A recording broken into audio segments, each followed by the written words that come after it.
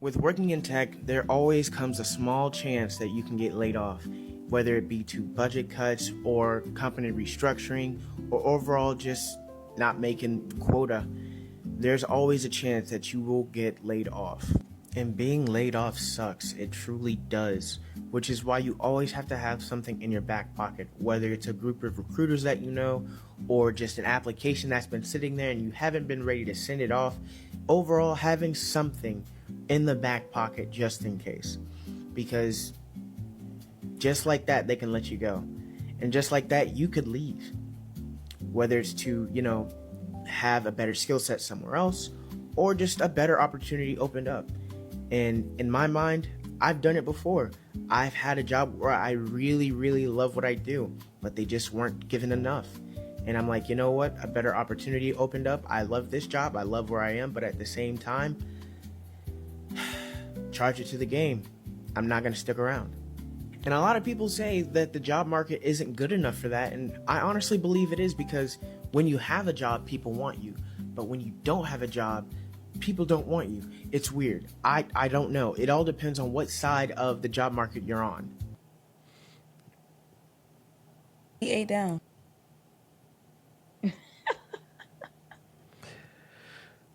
But nah, in all seriousness though, he right. He right. When you got a job, everybody wants you. When you don't got a job, they don't want you. Yeah. I mean, think about it. Everything. It's a lot of parallels to like being single, but let you pop out right now. And I'm talking about you. I'm talking about generally to whoever's watching. Let you say you got a new boo. How many people gonna DM you? How many women or men gonna be like, "Oh, I had a crush on you. I always liked you." Like, did you watch OG Power? Yeah. When Rashad Tate on that GIF and he say, "Nigga, what?" When Tariq asked him for that money, like, you be like, "Huh?" But it's true. Like, people want what they can't have. So, in the job sense, this is the reason why I tell people I don't agree with having open to work on your profile. Yeah. A job wants to feel like they have the candidate everybody else wants. Similar to women or men, they want whoever they feel like everybody else want. Yeah, like, yeah, this me. Look, like Eric Bellinger got a song that say, if they ain't looking, I don't want her.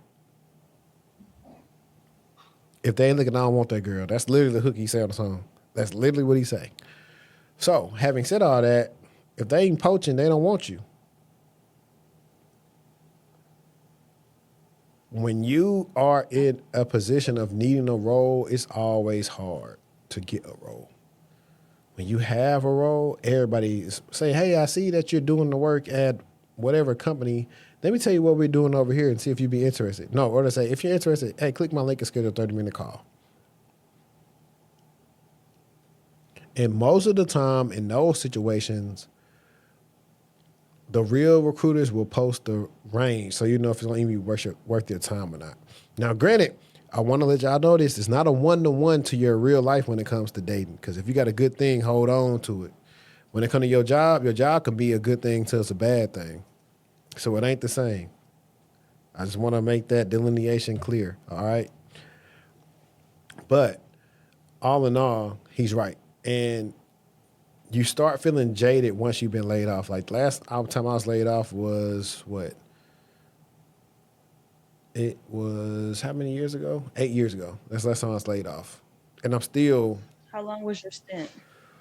4 to 5 months. I got texted. They let me know in January I was getting laid off, but they said, "Hey, we're gonna keep you on payroll until about February, so that's when you're gonna be laid off." So we go February, March, April, May.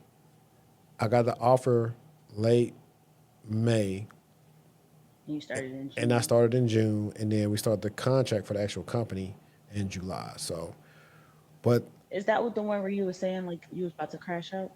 for sure, I'm Yeah. telling like people, all right, Well, go, no, like when with the recruiter, yeah. I tell people, the one that had like went ghost. yeah, I made that video like twice about on my old channel, on the other channel about when I got laid off and things not to do and what to do about. Hey, make sure you got a gym membership.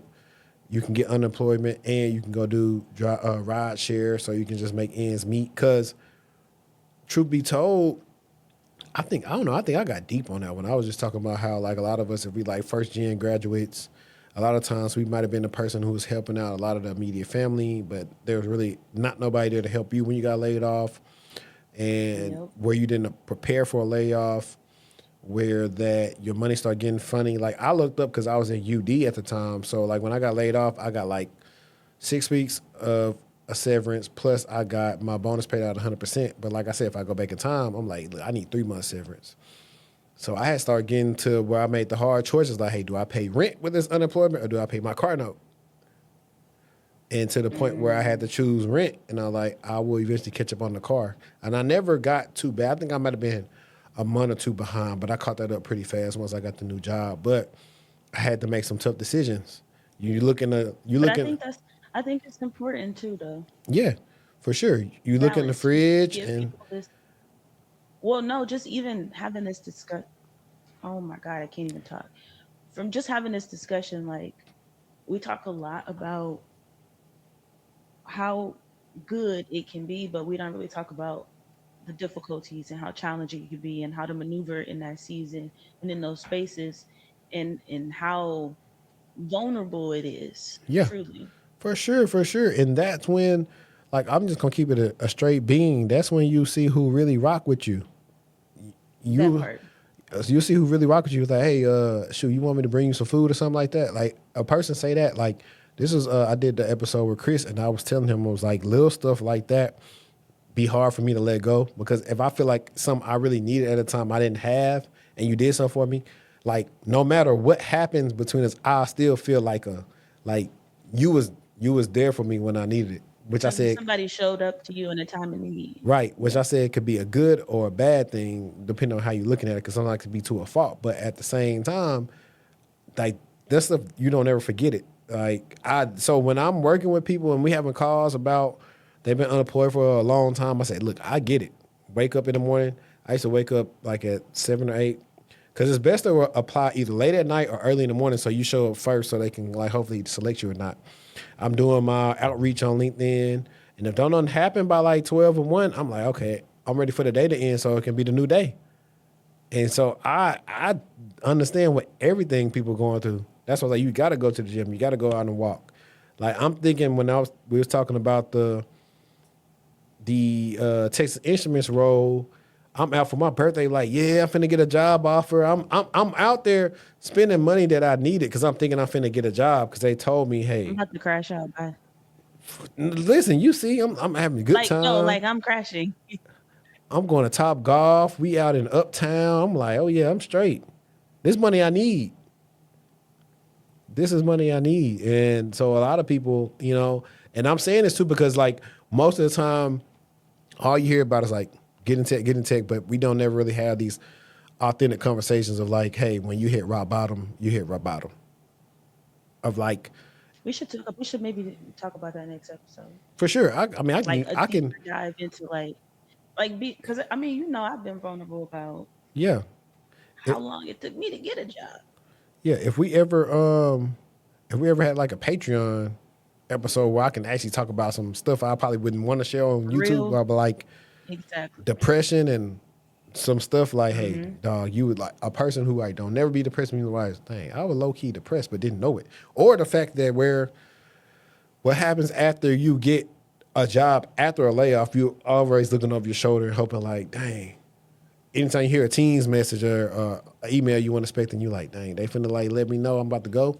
You go through that for a long time, and it's a lot. So I understand. That's the part nobody understands. So And when also too, everybody has like a different ceiling. Like a and when I say that, like every that like I'm not even necessarily dollar amount, but let's just say dollar amount. Like some folks who have experienced more traumatic things in their lives, like maybe they have been displaced from their homes or their vehicles or their family. And so their ceiling is going to be different from somebody who has never experienced that. And so your ceiling also plays a play in that as well. Like, what do you consider to be rock bottom? oh yeah, for sure, I agree. I agree. Like I said, for me, it was like that little like, and then this is why I feel like unemployment is trash. Unemployment should be, hey, whatever you was getting paid, or like we're gonna give you like 80% of whatever you was getting paid. It shouldn't be like so low. Like it reminds me of when COVID happened, where people who were high earners took an L. Like even if they got the extra $600, it wasn't enough because they was getting paid way more than that. And that's why I think like unemployment should be changed. Hey, make it. You got the IRS documents. Make their joints be related to what they have, so people ain't out here struggling and stuff when they got families. People finna lose their mind. Like in my instance, I was having people like, "Hey, you was the most qualified, but we're gonna go with somebody else." What? What? How am I the But most what qualified? You about? can go with somebody else. I was about to say something that just slipped my You're gonna say, mind. "What about what all the something?" Um. Oh, I'm annoyed. I just forgot. This was literally me when I was reading them emails. Come on now, dog. Come on, man. I could catch a break. But the crazy thing is, No, for real. it always works like this. And if you just tuning in or you've been rocking with us, if you've been through this or going through it, when you get the first offer for whatever reason, everybody want to start getting with you. You start getting hit up from everything and all that. Similar to like I was talking about, if I reverse it back, we was talking about when you have a job and people want you. When you announce that job, the recruiters instantly start messaging you. When you pop out with that chick, everybody start getting at you. Man, please, It's the please. same way. Like you be like, bruh, this ain't it, fam. And don't even talk about all the, we ain't even talk about the messy stuff where they just go out their way to just let somebody know they was talking to you at one point in time.